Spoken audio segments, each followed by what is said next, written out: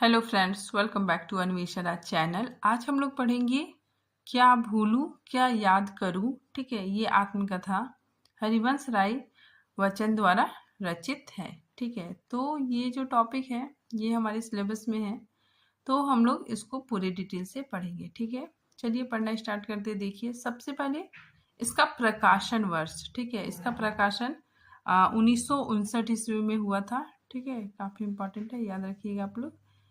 ठीक है, अब हम लोग हरिवंश राय बच्चन जी का जीवन परिचय देखते हैं। ठीक है, तो देखिए लेखक का जीवन परिचय। हरिवंश राय बच्चन का जन्म 27 नवंबर 1907 को प्रयाग के प्रतापगढ़ जिले के चक मोहल्ले में एक कायस्थ परिवार में हुआ था। ठीक है, तो इनका जन्म प्रतापगढ़ जिले में, ठीक है, एक कायस्थ परिवार में हुआ था। ठीक है, हरिवंश राय बच्चन के पिता का नाम प्रताप नारायण श्रीवास्तव था। ठीक है, और इनकी माता का नाम सरस्वती या सुरसती देवी था। ठीक है, तो इनकी माता का नाम सरस्वती देवी था। ठीक है, सुरसती ये प्राकृत भाषा में बोलते हैं। ठीक है, फिर आगे देखिए, बच्चन अपने पिता के छठे पुत्र थे। ठीक है, तो बच्चन अपने पिता के छठवीं संतान थे। पिता प्रताप नारायण इलाहाबाद से प्रकाशित पायोनियर में काम करते थे। ठीक है, आगे देखिए, हरिवंश राय बच्चन को बचपन में बच्चन कहा जाता था। ठीक है, तो इनके बचपन का नाम बच्चन था। ठीक है, सब बच्चन कह के पुकारते थे। ठीक है, फिर आगे जाके यही नाम फेमस हुआ। ठीक है, फिर आगे देखिए, पत्नी इनकी पहली पत्नी श्यामा थी। ठीक है, और दूसरी पत्नी तेजी। तेजी बच्चन का उल्लेख इस आत्मकथा में नहीं किया गया है, लेकिन श्यामा का उल्लेख किया गया है। ठीक है, आगे देखिए, सन 1952 ईस्वी में बच्चन जी अंग्रेजी साहित्य में डॉक्टरेट प्राप्त करने के लिए, ठीक है, यानी पीएचडी करने के लिए कैम्ब्रिज विश्वविद्यालय गए। ठीक है, कैम्ब्रिज, ठीक है, कैम्ब्रिज जो मतलब इंग्लैंड में है। ठीक है, तो वहाँ पे पीएचडी करने के लिए गए। उनका विषय महाकवि ईटर्स की कविताओं पर था। ठीक है, 1952 से 1954 तक इंग्लैंड में रहकर उन्होंने कैम्ब्रिज यूनिवर्सिटी से पीएचडी की डिग्री प्राप्त की। ठीक है, आगे देखिए, सन 1954 ईस्वी में डॉक्टरेट प्राप्त कर बच्चन जी पुनः भारत आकर इलाहाबाद विश्वविद्यालय में अंग्रेजी साहित्य पढ़ाने लगे। ठीक है, आगे देखिए, हरिवंश राय बच्चन को हालावाद का जनक भी कहा जाता है। बच्चन जी को ख्याति, ठीक है, इनको ख्याति मधुशाला रचना, ठीक है, जो इनकी मधुशाला रचना है उससे मिली। ठीक है, तो देखिए, बच्चन की ख्याति मधुशाला के साथ हुई, जो सन 1935 ईस्वी में प्रकाशित हुआ था। ठीक है, आगे देखिए, क्या भूलूं क्या याद करूं सहित आत्मकथा के 4 खंडों को 3 लाख रुपए के सरस्वती सम्मान से सम्मानित किया जा चुका है। ठीक है, तो इनकी जो आत्मकथा है क्या भूलूं क्या याद करूं, ठीक है, ये 4 खंडों में विभाजित है। ठीक है, इसको हम लोग आगे देखेंगे। तो 4 खंडों में है, और इस आत्मकथा पर बच्चन जी को 3 लाख रुपए, ठीक है, साथ ही सरस्वती सम्मान से सम्मानित किया जा चुका है। आगे देखिए, बच्चन को उनकी आत्मकथा के लिए भारतीय साहित्य के सर्वोच्च पुरस्कार सरस्वती सम्मान 1991 से सम्मानित किया गया। ठीक है, तो वही चीज है। ठीक है, इनकी आत्मकथा पर इन्हें सरस्वती सम्मान 1991 ईस्वी में मिला था। ठीक है, आगे देखिए, इसके अतिरिक्त उन्हें साहित्य अकादमी पुरस्कार, ठीक है, तो बच्चन जी को साहित्य अकादमी पुरस्कार, सोवियत लैंड नेहरू पुरस्कार, ठीक है, तथा लोटस पुरस्कार भी मिल चुका है। ठीक है, आगे देखिए, राष्ट्रपति ने उन्हें पद्म भूषण, ठीक है, पद्म भूषण सम्मान भी दिया है। ठीक है, पद्म भूषण से अलंकृत किया। हिंदी साहित्य सम्मेलन ने उन्हें साहित्य वाचस्पति की उपाधि प्राप्त की है। ठीक है, 18 जनवरी 2003 में उनकी मृत्यु हो जाती है। हरिवंश राय बच्चन की आत्मकथा 4 खंडों में विभाजित है। ठीक है, तो देखिए इनकी आत्मकथा 4 भागों में विभाजित है। पहला, क्या भूलूं क्या याद करूं, इसका प्रकाशन 1959 ईस्वी में हुआ। ठीक है, फिर नीड़ का निर्माण फिर, ठीक है, नीड़ का निर्माण फिर, इसका प्रकाशन 1970 ईस्वी में हुआ। तीसरा खंड बसेरे से दूर, ठीक है, 1968 ईस्वी में प्रकाशित हुआ। ठीक है, चौथा 10 द्वार से सोपान तक, ठीक है, 1985 ईस्वी में। आगे देखिए, निसंदेह यह आत्मकथा हिंदी साहित्य के सफर का मील का पत्थर है। ठीक है, बच्चन जी को इनके लिए भारतीय साहित्य के सर्वोच्च पुरस्कार सरस्वती सम्मान से सम्मानित भी किया जा चुका है। ठीक है, फिर आगे देखिए कथन। अब हम लोग कथन देखते हैं। ठीक है, क्योंकि कथन से भी प्रश्न पूछे जाते हैं। ठीक है, और जो बहुत ज़्यादा इम्पोर्टेंट है, ठीक है, उन कथनों को मैंने लिया है। ठीक है, तो देखिए यहाँ पे कथन, यह हिंदी के 1000 वर्षों के इतिहास में ऐसी पहली घटना है जिसमें अपने बारे में सब कुछ इतनी बेबाकी, साहस और सद्भावना से कह दिया गया है। ठीक है, काफी इंपॉर्टेंट है। ये कथन धर्मवीर भारती जी का है। ठीक है, आगे देखिए, हजारी प्रसाद द्विवेदी कहते हैं कि इसमें केवल बच्चन जी का परिवार और उनका व्यक्तित्व ही नहीं उभरा है, बल्कि उनके साथ समूचा काल और क्षेत्र भी अधिक गहरे रंगों में उभरा है। ठीक है, तो ये कथन हजारी प्रसाद द्विवेदी जी का है। आगे देखिए, हिंदी प्रकाशनों में इस आत्मकथा का अत्यंत ऊंचा स्थान है। ठीक है, ये कथन रामधारी सिंह दिनकर का है। ऐसी अभिव्यक्तियां नई पीढ़ी के लिए पाथे बन सकेंगी, इसी में उनकी सार्थकता भी है। ठीक है, डॉक्टर शिवमंगल सिंह, ठीक है, शिवमंगल सिंह ने कहा था। आगे देखिए, यह हिंदी के आत्मकथा साहित्य की चरम परिणति है, डॉक्टर नगेंद्र ने कहा था। ठीक है, फिर आगे देखिए डॉक्टर नगेंद्र का कथन है। ठीक है, फिर आगे देखिए, बच्चन ने अपनी आत्मकथा को स्मृति यात्रा यज्ञ कहा है। ठीक है, तो बच्चन जी ने अपनी आत्मकथा को स्मृति यात्रा यज्ञ कहा है। ठीक है, काफी इंपॉर्टेंट है। फिर आगे देखिए, बच्चन जी ठाकुर यावेंद्र सिंह के कहानी संग्रह हार से प्रेरित हो अपना प्रथम काव्य संग्रह का नाम तेरा हार रखा। ठीक है, तो काफी इंपॉर्टेंट है। बच्चन जी ठाकुर यादवेंद्र सिंह का जो काव्य संग्रह है, ठीक है, हार नाम से, उससे प्रेरित होकर अपनी प्रथम काव्य संग्रह का नाम तेरा हार रखा था। ठीक है, काफी इंपॉर्टेंट है। आगे देखिए, दो चट्टाने कृति पर सन 1968 ईस्वी में साहित्य अकादमी पुरस्कार प्राप्त किया। ठीक है, फिर आगे देखिए, बच्चन जी ने सन 1924 में मैट्रिक, ठीक है, मैट्रिकुलर की परीक्षा में फेल हो गए थे। ठीक है, तो बच्चन जी 1924 में मैट्रिक की परीक्षा में फेल हो गए थे। ठीक है, क्योंकि उनके हाथ एक गलत पुस्तक आ गई थी। ठीक है, पुनः 1925 ईस्वी में द्वितीय श्रेणी में मैट्रिक की परीक्षा उत्तीर्ण किए। अब हम लोग समीक्षा देखेंगे। ठीक है, तो देखिए, लेखक के पूर्वज बस्ती जिले के थे। ठीक है, और वे बस्ती जिले से निकलकर प्रतापगढ़ आए। ठीक है, तो लेखक के जो पूर्वज थे, ठीक है, वो बस्ती जिले में रहते थे। ठीक है, वहां से निकलकर प्रतापगढ़ आए और प्रतापगढ़ से निकलकर इलाहाबाद आए।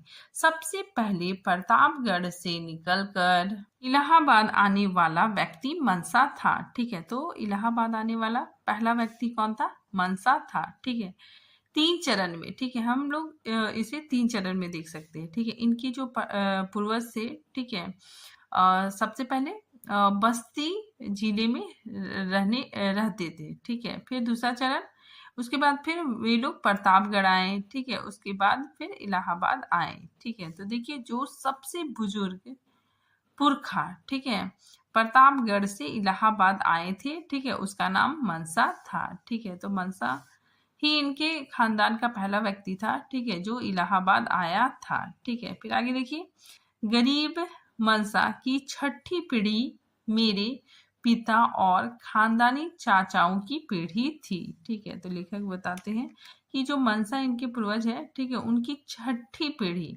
ठीक है, मेरे पिता और चाचाओं की पीढ़ी थी। ठीक है, आगे देखिए 7वीं पीढ़ी में हरिवंश राय बच्चन का जन्म होता है।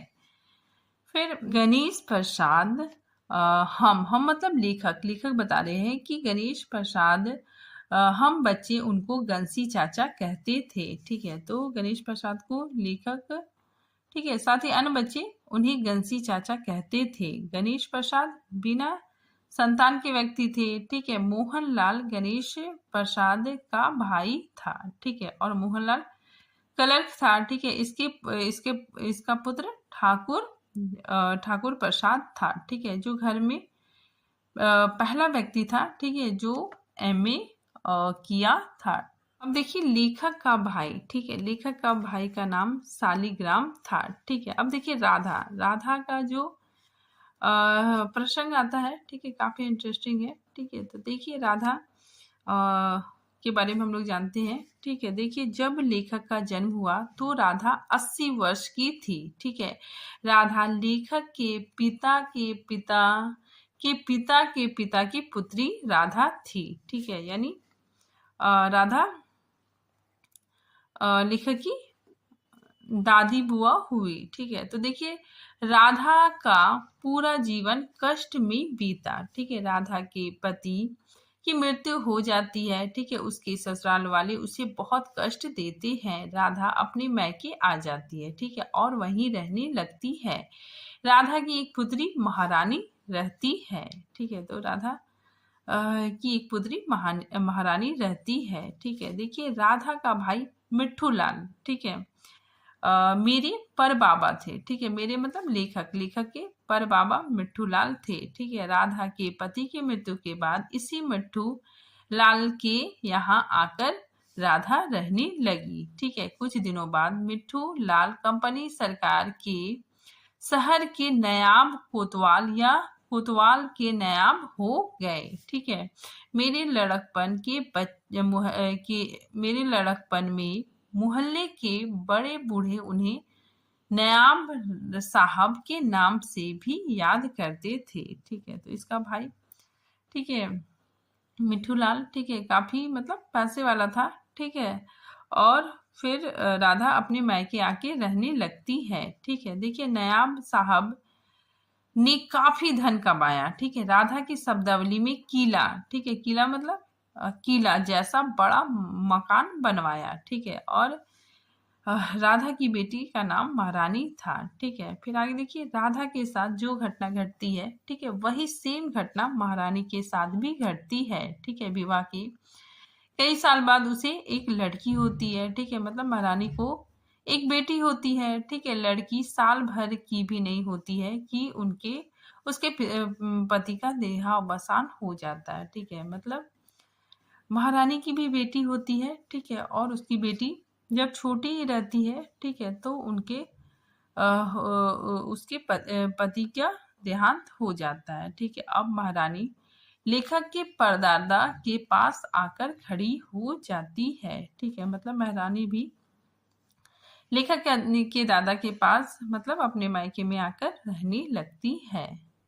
अब देखिए बुद्धि, ठीक है, बुद्धि इसके साथ भी सेम वही घटना घटती है। ठीक है, तो महारानी की बेटी बुद्धि होती है। ठीक है, वो भी बड़ी होती है। ठीक है, उसकी शादी होती है। ठीक है, और उसके भी पति का देहांत हो जाता है। ठीक है, तो देखिए बुद्धि के पति का देहांत होने के बाद बुद्धि लेखक के पिता के पास आकर रहने लगती है। ठीक है, बुद्धि अब लेखक के पिता की जिम्मेवारी हो जाती है। ठीक है, तो देखिए यहाँ पे थोड़ा सा समझिए कि जो राधा है, ठीक है, वो परबाबा के पास, लेखक के परबाबा के पास आकर रहने लगती है। ठीक है, परबाबा काफी संपन्न व्यक्ति होते हैं। ठीक है, उसके बाद फिर महारानी, ठीक है, उसके साथ भी सेम घटना घटती है। ठीक है, तो लेखक के दादा के पास आके रहने लगती है। ठीक है, लेकिन धीरे धीरे आर्थिक स्थिति खराब होने लगती है। ठीक है, उसके बाद फिर बुद्धि लेखक के पिता के पास आके रहने लगती है। ठीक है, लेखक के पिता तक आते आते घर की स्थिति एकदम ही खराब हो जाती है। ठीक है, फिर आगे देखिए ये जो मतलब ये कथन, ठीक है, लेखक के पिता बोलते हैं। ठीक है, तो देखिए जब हिंदू मुस्लिम का दंगा होता है, ठीक है, तो उसी वक्त बोलते हैं कि इंसानियत का नाता भी है। ठीक है, इंसान मेल से रहने को बना है, लड़ाई झगड़ा कितने दिन चलेगा? ठीक है, 2 दिन, 4 दिन, ठीक है, 5 दिन, फिर सुलह सुलह से रहना होगा। 2, 4, 10, 12, 100, 50 हिंदू मुस्लिम के कट मरने से, ठीक है, ना तो हिंदुत्व समाप्त होगा, ना ही इस्लाम समाप्त होगा। ठीक है, तो ये बात लेखक के पिता कहते हैं। ठीक है, जब हिंदू मुस्लिम आपस में खूब मतलब लड़ाई करते हैं, ठीक है, तो उसी वक्त कहते हैं।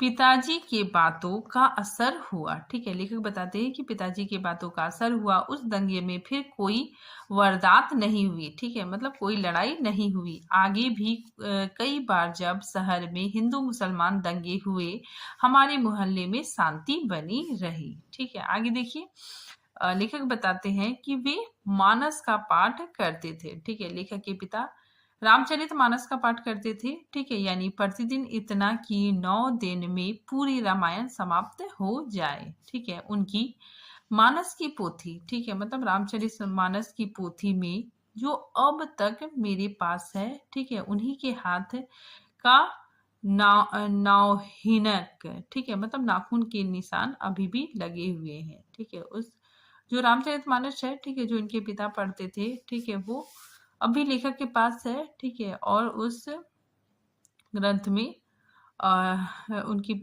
लेखक के पिता के नाखून के निशान लगे हुए हैं। ठीक है, पाठ को स्वस्वर सस्वर पढ़ते थे। ठीक है, मतलब रामचरितमानस का पाठ सास्वर करते थे। ठीक है, सास्वर मतलब गा गा कर पढ़ते थे। गीता पिताजी मौन रख के पढ़ते थे। ठीक है, जो गीता है, ठीक है, उसको लेखक बताते हैं कि उनके पिता मौन रख के पढ़ते थे। अब देखिए रामचरण शुक्ल, ठीक है, तो ये जो कैरेक्टर है, ठीक है, ये सब याद रखिएगा आप लोग। ठीक है, काफी इंपॉर्टेंट है। तो रामचरण शुक्ल, ठीक है, लेखक के पिता के प्रति प्रेम भाव रखते थे। रामचरण शुक्ल लेखक के पिता को 500 रुपए घर की मरम्मत कराने के लिए दिए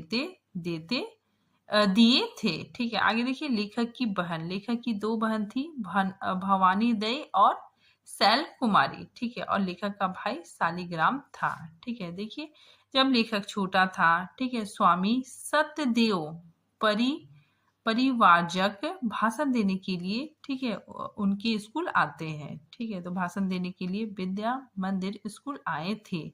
उनका भाषण हिंदी हमारी राष्ट्रभाषा पर था। ठीक है, तो उनका भाषण इसी टॉपिक में था कि हिंदी हमारी राष्ट्रभाषा। ठीक है, तो लेखक को उनके भाषण का प्रभाव बहुत ज़्यादा पड़ा। ठीक है, तो इसीलिए लेखक लिखते हैं कि मुझ पर उनके व्याख्यान का बड़ा प्रभाव पड़ा। ठीक है, सच कहूँ मैं मतलब लेखक, ठीक है, मैं उनकी भाषण से बहुत ज़्यादा प्रभावित हुआ। मैंने सभा में बैठे बैठे निर्णय लिया कि अब मैं उर्दू छोड़ हिंदी ले लूँगा। ठीक है, तो लेखक उसी वक्त निर्णय करते हैं कि मैं उर्दू छोड़कर हिंदी विषय ले लूँगा। सत्यदेव परिवारजक की वजह से लेखक उर्दू छोड़कर हिंदी पढ़ना शुरू करता है। ठीक है, आगे देखिए, डिप्टी इंस्पेक्टर बाबू शिव कुमार सिंह के पास लेखक प्रार्थना पत्र, ठीक है, आवेदन पत्र लेकर जाता है। ठीक है, और ये आवेदन स्वीकार कर लिया जाता है। ठीक है, क्योंकि अपना विषय चेंज करने के लिए आवेदन पत्र देना होता है। ठीक है, तो वो आवेदन पत्र देता है। ठीक है, और यह प्रार्थना पत्र स्वीकार कर लिया जाता है। ठीक है, आगे देखिए, ध्रुव नाटक में भगवान के स्वर में मैं ही पर्दे के पीछे से आवाज निकालता था। ठीक है, तो यहाँ पे लेखक बता रहे कि जब ध्रुव नाटक मंचा जा रहा था, ठीक है, मतलब ध्रुव नाटक जब मंचा जा रहा था, ठीक है, स्टेज में हो रहा था, तो भगवान का जो स्वर है, ठीक है, वो लेखक ही पर्दे के पीछे से बोलते थे। ठीक है, आगे देखिए, भगवान दई महारानी और राधा की मृत्यु, इन तीनों की मृत्यु हो जाती है। ठीक है, तो लेखक बताते हैं कि बहन की मृत्यु से मुझे जितना दुख हुआ शायद उतना ही डर भी लगा। ठीक है, मृत्यु जिस प्रकार के प्रश्नों को उठाती है उस प्रकार के प्रश्न मेरे मन में उठने उठने और बिना समाधान पाए घुमड़ने लगे। ठीक है, किसी ने मुझे सुझाव दिया कि इन प्रश्नों का उत्तर गीता में है। ठीक है, तो इन प्रश्नों का उत्तर गीता में है। और एक दिन मैंने चोरी से पिताजी की पूजा की कोठरी में जाकर गीता पढ़ी। ठीक है, तो लेखक ने गीता पढ़ा था। ठीक है, गीता उन दिनों कम उम्र के बच्चों से छिपाई जाती थी। ठीक है, तो गीता उन दिनों कम उम्र के लोगों से छिपाई जाती थी। ठीक है, ऐसा समझा जाता था कि गीता पढ़ के लड़के वैराग्य हो जाएंगे। ठीक है, तो काफी इंपॉर्टेंट है, पूछा जा सकता है। ठीक है, कि कौन सा किसमें गीता पढ़ने के लिए कम उम्र के बच्चों से छिपाई जाती थी। ठीक है, तो क्या भूलूं क्या याद करूं कि आत्मकथा में। ठीक है, फिर देखिए काकल। ठीक है, काकल भी बहुत इंपॉर्टेंट है। ठीक है, इसका नाम याद रखिएगा आप लोग, पूछा जा सकता है। ठीक है, तो देखिए काकल कौन था?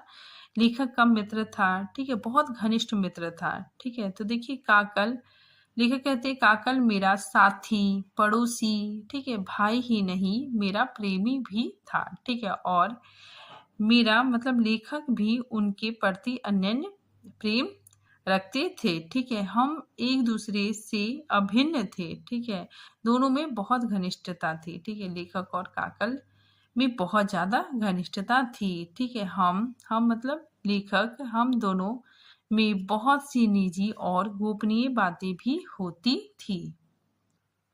काकल बच्चन के बचपन का के घनिष्ठ मित्र था। ठीक है, चंपा काकल की पत्नी। ठीक है, चंपा कौन थी? काकल की पत्नी। ठीक है, तो देखिए बच्चन, काकल और चंपा, ठीक है, इन तीनों में त्रिकोण प्रेम दर्शाया गया है। ठीक है, त्रिकोणीय प्रेम है। ठीक है, तो देखिए बच्चन जी के जीवन में चंपा और काकल प्रणय त्रिकोण भी दिलचस्प प्रसंग है। ठीक है, काकल और चंपा ने अपने प्रणय जीवन में बच्चन को बहुत प्यार दिया। ठीक है, लेकिन काकल की असामयिक मौत ने इस निराली प्यार की दुनिया पर वज्रपात गिरा दिया। ठीक है, लेकिन काकल की मृत्यु हो जाती है। ठीक है, और इससे लेखक को, ठीक है, साथ ही चंपा को बहुत ज्यादा दुख होता है। ठीक है, फिर देखिए काकल कहता था, ठीक है, कहता था कि जो मेरा है, ठीक है, काकल लेखक से कहता था कि जो मेरा होगा वह तुम्हारा भी होगा। ठीक है, हम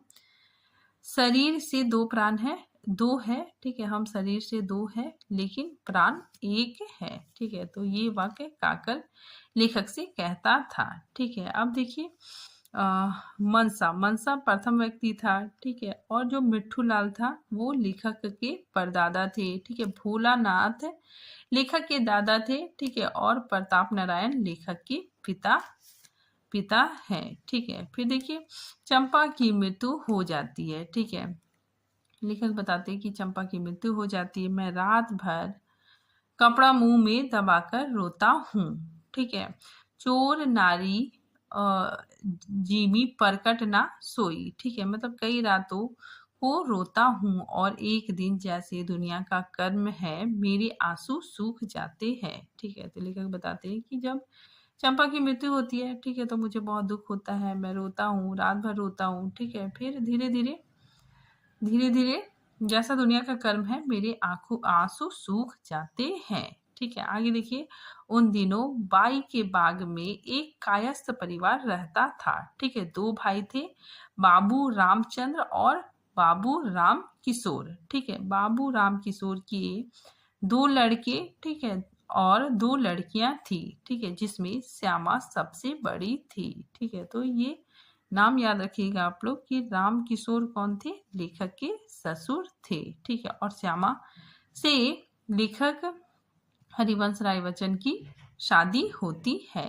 हरिवंश राय बच्चन से श्यामा का विवाह हो जाता है। ठीक है, पहली पत्नी कौन है? तो श्यामा है। ठीक है, लेखक कहते हैं अपने विवाह के संबंध में, ठीक है, लेखक बताते हैं कि अपने विवाह के संबंध में जो शर्त मैंने लगाई थी वह यह थी कि मेरी शादी बहुत सादे तरीके से की जाए। ठीक है, चढ़ावे के लिए जरूरी कपड़े गहने बनवाए जाए, बारात में फुलवारी, ठीक है, आतिशबाजी पर रुपए ना फूके जाए और ना ही, ठीक है, ना ना बहुत से बाजे गाजे पर, ठीक है, दहेज मांगा जाए। ठीक है, तो लेखक कहते हैं कि मुझे दहेज नहीं चाहिए। ठीक है, और भी जो आतिशबाजी है, ठीक है, इन सब में पैसे फूके ना जाए। ठीक है, श्यामा के साथ मेरा विवाह, ठीक है, मई 1926 में हो गया। ठीक है, तो लेखक का विवाह श्यामा के साथ हो जाता। उस समय मेरी अवस्था 19 से कुछ नीचे और श्यामा की 14 से कुछ ऊपर होता है। ठीक है, तो लेखक बताते हैं कि उस समय मेरा उम्र 19 के लगभग था। ठीक है, और श्यामा का 14 वर्ष की थी। ठीक है, फिर आगे देखिए, एक बार की घटना के बारे में लेखक कहते हैं कि यूनिवर्सिटी में नाम लिखाने के लिए मेरे पास पैसे नहीं थे। ठीक है, और श्यामा अपने मायके में थी। ठीक है, पत्र के साथ उसने, मतलब श्यामा ने 100 रुपए का नोट रख दिया था। ठीक है, और कहा था कि उससे मैं मतलब लेखक यूनिवर्सिटी में नाम लिखवा ले। ठीक है, और साथ ही कोर्स की किताबें खरीद ले। ये पैसे उनके श्यामा के किसी संबंधी ने उसे अपने लिए स्वर्ण, मतलब सोने का कुंडल बनाने के लिए दिया था। ठीक है, उसने बस एक वाक्य में लिखा था कि कुंडल से जरूरी यह है कि आपकी पढ़ाई जारी रहे। ठीक है, तो श्यामा ने 100 रुपए दिए थे। ठीक है, आगे लेखक बताते हैं कि मैंने जुलाई 1927 में यूनिवर्सिटी में नाम लिखवा लिया। ठीक है, तो लेखक बोलते हैं मैंने नाम लिखवा लिया। अंग्रेजी अनिवार्य विषय रखा। ठीक है, तो अंग्रेजी अनिवार्य विषय था। हिंदी और फिलोसफी ऐच्छिक विषय था। ठीक है, तो ये विषय भी याद रखिएगा आप लोग कि लेखक का अनिवार्य विषय अंग्रेजी था। ठीक है, साथ ही हिंदी और फिलोसफी ऐच्छिक विषय था। धीरेन्द्र वर्मा को इलाहाबाद यूनिवर्सिटी के लड़के भिंडी कहते थे। ठीक है, काफी इंपॉर्टेंट है। धीरेन्द्र वर्मा को इलाहाबाद यूनिवर्सिटी के जो लड़के थे, ठीक है, उन्हें भिंडी कहते थे। ठीक है, क्योंकि वे दुबले पतले थे। ठीक है, आगे देखिए, लेखक कहता है कि यूनिवर्सिटी मेरे घर से 4 मील से ऊपर होगा। ठीक है, मैं पैदल यूनिवर्सिटी जाता था। ठीक है, लेखक बताते कि मैं पैदल यूनिवर्सिटी जाता था। ठीक है, पैदल लौटता था, इसमें बहुत समय बर्बाद होता था। ठीक है, मैंने चलते हुए पढ़ने की आदत डाल ली थी। ठीक है, तो लेखक कहते हैं कि मैं चलते हुए पढ़ने की आदत डाल ली थी। लेखक 4 घंटा सोता था। ठीक है, तो लेखक बताते हैं कि मात्र मेरे पास 4 घंटे होते थे। ठीक है, और मैं 4 घंटे सोता था। वह पढ़ाई के साथ साथ ट्यूशन भी पढ़ाता था। ठीक है, तो लेखक पढ़ाई के साथ ट्यूशन भी पढ़ाता था और कहता है कि मुझे सोने का समय नहीं मिलता है। ठीक है, इसीलिए मैं सिर्फ 4 घंटे सोता हूँ। लेखक कहते हैं कि मेरे ससुर जी को जब मेरी पैदल चलाई का पता लगा तो उन्होंने दया द्रवित होकर मेरे लिए एक नई साइकिल भिजवा दी। ठीक है, तो लेखक बोलते हैं कि मेरे ससुर को जब मेरे पैदल चलने की बात पता चली, ठीक है, तो उन्होंने एक नई साइकिल भिजवा दी। ठीक है, आगे देखिए, लेखक की पत्नी श्यामा को टीबी हो गया था। ठीक है, वह बताया नहीं करती थी। ठीक है, तो श्यामा कुछ भी बताती नहीं थी। ठीक है, उसे मतलब बुखार रहता था। ठीक है, फिर भी वो काम करती रहती थी। ठीक है, तो देखिए, लेखक कहते हैं कि वह दिन रात काम करती थी, घर गृहस्थी देखती थी, लेकिन वह बताया नहीं करती थी। ठीक है, श्यामा को यह रोग उसके माँ की वजह से हुआ था। ठीक है, तो श्यामा को यह रोग उसकी माँ की वजह से हुआ था। ठीक है, श्यामा की माँ भी इसी रोग से पीड़ित थी। श्यामा चूंकि अपनी माँ की सेवा करती थी। ठीक है, तो श्यामा अपनी माँ की बहुत सेवा करती थी। ठीक है, और इसी वजह से माँ की वजह से श्यामा को यह रोग हो जाता है। आगे लेखक कहते हैं कि नारी स्वभाव से ही अभिनेत्री होती है। ठीक है, स्वभाव से अभिनेत्री होती है, तो बहुत बड़ी अभिनेत्री थी। ठीक है, श्यामा बहुत बड़ी अभिनेत्री थी। अस्वस्थ रहकर भी वह स्वस्थ रहने का अभिनय कर सकती थी। ठीक है, श्यामा कष्ट में रहकर भी प्रसन्न रहने का, पीड़ाग्रस्त रहने पर भी मुस्कुराकर रहती थी।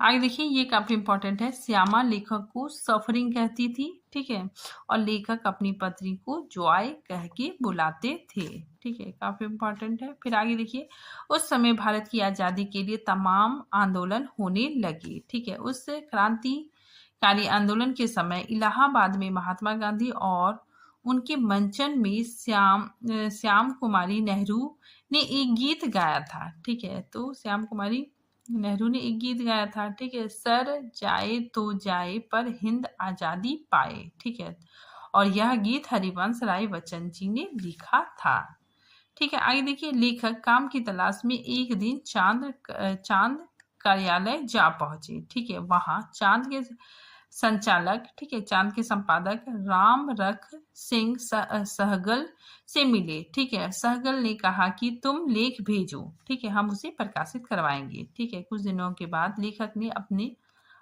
लेख भेजे, ठीक है। तो लेखक ने लगभग आधे दर्जन लेख भेजे, परंतु कुछ दिनों बाद राम रख सिंह सहगल ने बच्चन को बुलाया, ठीक है, और उसे डांटा, ठीक है, और कहा कि अब तुम्हारी नौकरी छूट गई, ठीक है, ये तुम्हारे जो लेख है, ठीक है, वो बिल्कुल ही बेकार है, ठीक है, थर्ड क्वालिटी के हैं, चांद पत्रिका में अब तुम्हारी कोई जरूरत नहीं है, ठीक है। हरिवंश को सैलरी भी नहीं दिया गया, ठीक है, उसे रुक रुक कर काफी महीने बाद सैलरी दिया गया, ठीक है। लेखक कहता है कि मुझे बहुत दुख हुआ जब मेरे ही लेख को किसी अन्य के नाम से चांद्र पत्रिका में प्रकाशित किया गया, ठीक है। तो लेखक कहते हैं कि ये मेरे लिए असहनीय पीड़ा थी, ठीक है, कि मुझे सैलरी नहीं मिला, ठीक है, तनख्वाह नहीं मिला, ठीक है, चलो कोई बात नहीं, लेकिन मेरे ही लेख, ठीक है, किसी अन्य के नाम से चांद पत्रिका में प्रकाशित होती है,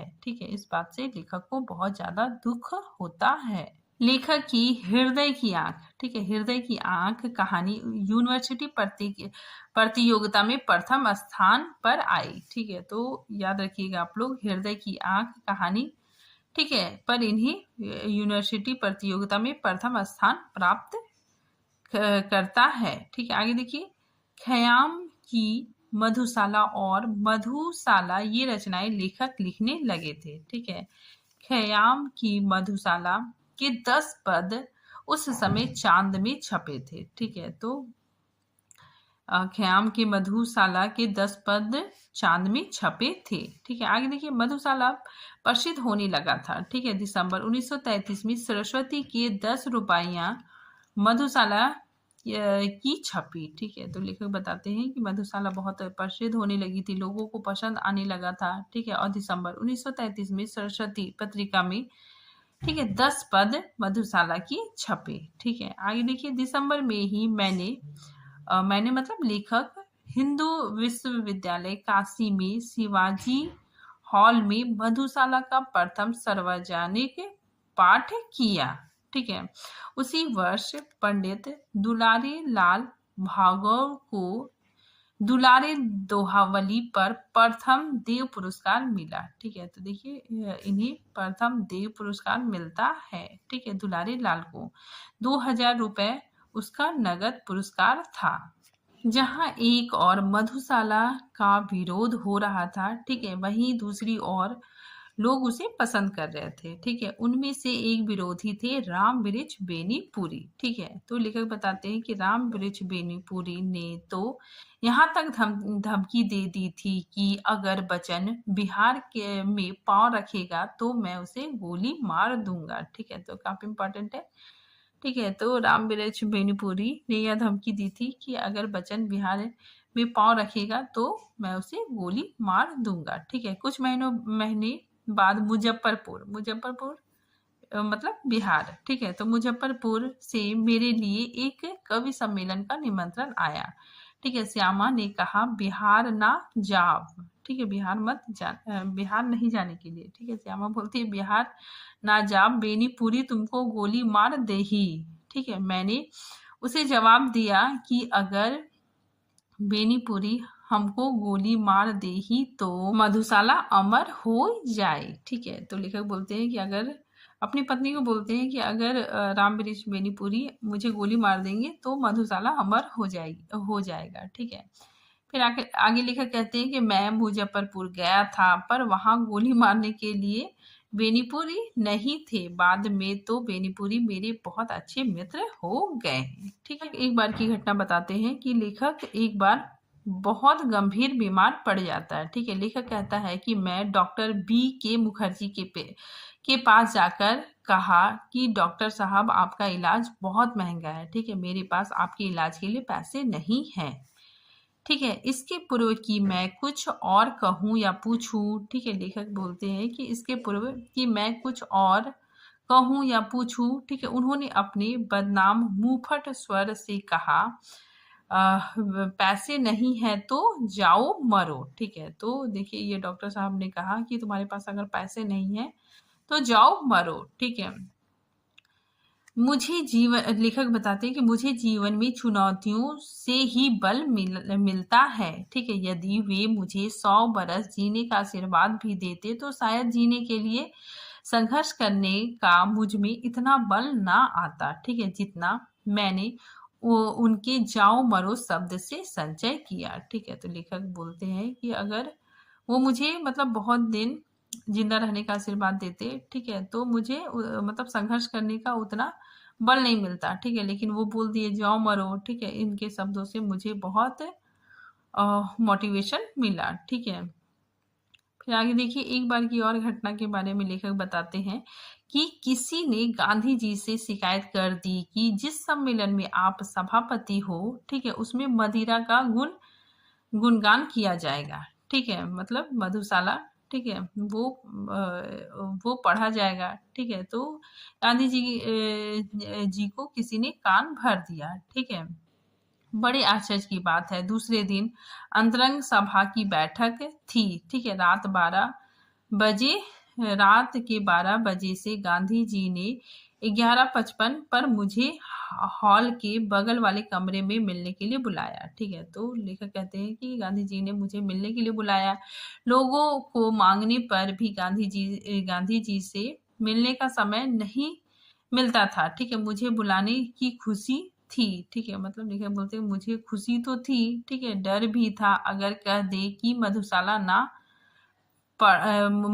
ना पढ़ा करूं या फिर नष्ट कर दूं तो उनकी आज्ञा को टालना कैसे संभव होगा। ठीक है, गांधी जी ने शिकायत की चर्चा की। ठीक है, तो लेखक बताते गांधी जी ने मुझे बुलाया। ठीक है, साथ ही शिकायत की चर्चा की और कुछ पद सुनाने को कहा। ठीक है, तो गांधी जी कुछ पद सुनाने को कहते हैं। ठीक है, कुछ सतर्कता मैंने भी बरती। ठीक है, चुन चुन कर ऐसी रुबाइयां सुनाई जिसके संकेत शायद उन्हें सहज गाय होते। ठीक है, दो की मुझे याद है। ठीक है, तो देखिए यहाँ पे लेखक बता रहे हैं कि किसी ने गांधी जी से शिकायत कर दी कि ये जो हरिवंश राय बच्चन है, ठीक है, ये एक कवि है। ठीक है, साथ ही ये मदिरा, ठीक है, मदिरा पे कविताएं लिखता है। ठीक है, और सभा में कल ये मतलब मधुशाला, ठीक है, मदिरा पर ही कविता सुनाएगा। ठीक है, तो ऐसा मतलब गांधी जी को लोगों ने शिकायत कर दी। ठीक है, तो गांधी जी ने लेखक को बुलाया। ठीक है, और साथ ही शिकायत की। ठीक है, कि तुम ये सब क्या अनाप शनाप लिख रहे हो। ठीक है, साथ ही अपनी कविता सुनाने के लिए कहते हैं। ठीक है, गांधी जी हरिवंश राय बच्चन से अपनी कविता सुनाने के लिए कहते हैं। ठीक है, तो हरिवंश राय बच्चन भी बहुत चालाक है। ठीक है, वो मतलब जो अच्छे पद है, ठीक है, जिसका कोई अच्छा मीनिंग निकला वही पद सुनाते हैं। ठीक है, तो देखिए कौन कौन हरिवंश राय बच्चन सुनाते हैं कि मदिरालय जाने को घर से चलता है पीने वाला, किस पथ से जाऊं असमंजस में है वह भोला भाला। ठीक है, अलग अलग पथ बतलाते सब।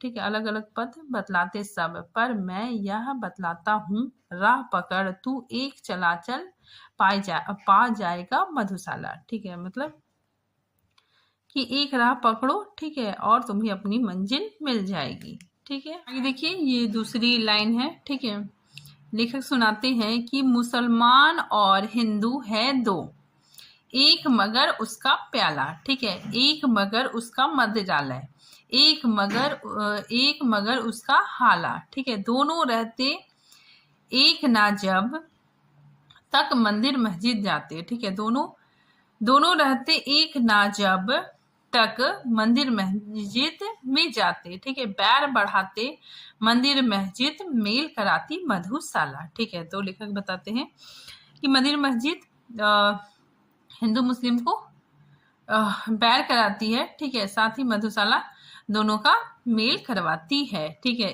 इसमें गांधी जी कहते हैं कि इसमें मदिरा का गुणगान तो नहीं किया गया है, ठीक है। गांधी जी सुनकर बहुत खुश हो जाते हैं, ठीक है, और लेखक वहां से चले जाते हैं, ठीक है। आगे देखिए, 15 अप्रैल 1936 को ठीक उसी दिन वह चारपाई पर गिरी, ठीक है, श्यामा चारपाई पर गिरी और फिर ना उठी। 216 दिन बराबर रोग सैया पर पड़े रहने के बाद 17 नवंबर 1936 को उसने अपना शरीर छोड़ दिया, ठीक है, मतलब श्यामा की मृत्यु हो जाती है। आगे लेखक लिखते हैं कि मृत्यु से एक दिन पहले उसने मेरी आंखों में आंखें डालकर पूछा, मैं मर जाऊंगी तो तुम बहुत दुखी होगे। मैं चुप रहा। उसने कहा, मेरे मरने का बहुत दुख हो तो शादी कर लेना, ठीक है। तो श्यामा बोलती है कि मेरे मरने से अगर बहुत ज्यादा दुख होगा तो तुम दूसरी शादी कर लेना। और ठीक मृत्यु के दिन उसने मुझसे कहा था, मुझ पर कोई ऐसी रचना करना जिससे दुनिया के अंदर मेरी याद बनी रहे, ठीक है। देश और आगे लेखक लिखते हैं कि देश और काल की विराटता में मनुष्य कितना तुच्छ और नग्न है, यह मुझसे ज्यादा वह समझती थी, ठीक है। तो इस तरह श्यामा की मृत्यु हो जाती है, ठीक है। तो आज ये टॉपिक यहीं पे खत्म होता है। मिलते हैं नेक्स्ट टॉपिक के साथ, तब तक के लिए थैंक यू।